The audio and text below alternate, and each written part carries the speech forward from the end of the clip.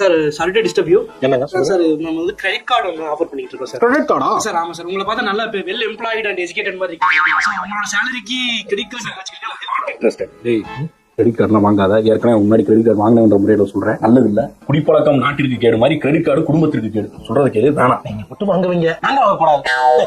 என்னடா நியாயம்? ஏய் சார் அப்ளை பண்ணலாம். பேன் நம்பர் சொல்றேன் கேளு.